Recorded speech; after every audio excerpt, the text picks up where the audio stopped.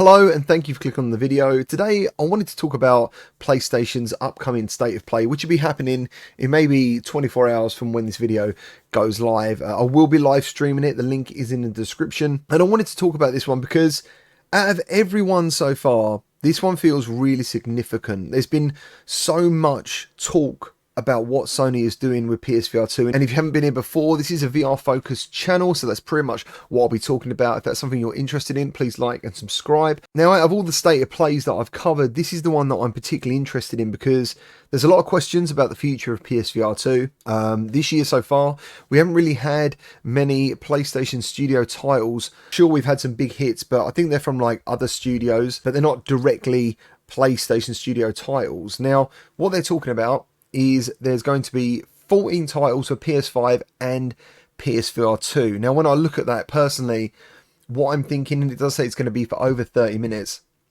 I think there's going to be at least 2 or 3 PSVR2 announcements, just to keep it real, you know, but that's PSVR2 focus games. There might be, I mean, we've talked about hybrid games before, and when I'm going into hybrid games, obviously that leans into the recent Astrobot conversations we've been having. We know an Astrobot is coming. We know it's going to be on PS5. It's not a PSVR2 only title, but we are hoping that it has some sort of VR mode. So that's obviously something that's really in the front of my mind first and foremost, actually. But I really do hope that that's like a 4th title and we're going to get 3 new games, and when I say new, completely new, like ones we don't know about, and I really hope they're from PlayStation Studios, you know, the ones that we know do the AAA software.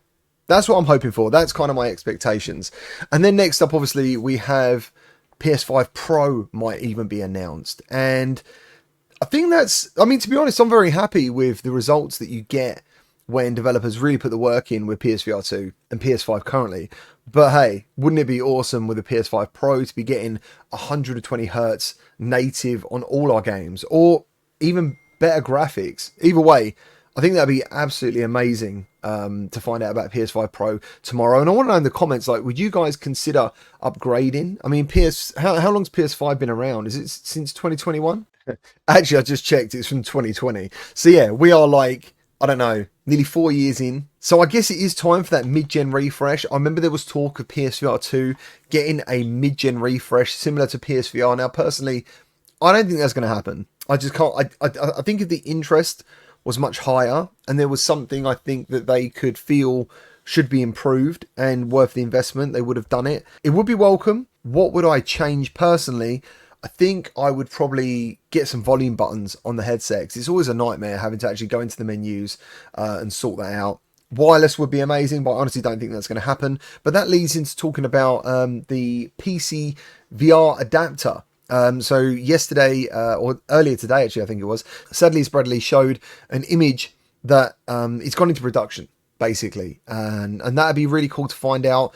Do you need a PS5 to be using this headset for PCVR gaming? That for me is the biggest question, because a lot of people at the moment are like, I've got PC, this could be a really affordable headset, because at the moment as well, it's been reduced in price. PSVR2 is on offer. It's got $100 off the Horizon bundle. I really hope there's a lot of interest, and I think that will maybe push them into doing more of a permanent price reduction, because I do believe the all-in package is still seen as a lot for some people, and I do believe that having a peripheral priced more than the console that is needed to power the headset is not very good for consumers. They kind of look at that and think, wow, like this headset is actually more than the console, and it just doesn't look good. Maybe if PS5 Pro got announced and that was, say, this is the kind of the flip, if PS5 Pro comes out and that's priced at say $499, and that brings PS5 down right down, and then PSVR2 gets a price drop as well, suddenly it looks a lot more attractive. The whole package looks a lot more attractive. But yeah, there's my thoughts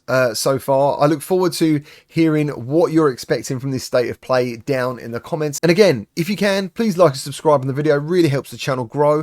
And I'll hopefully see you all for the live stream tomorrow.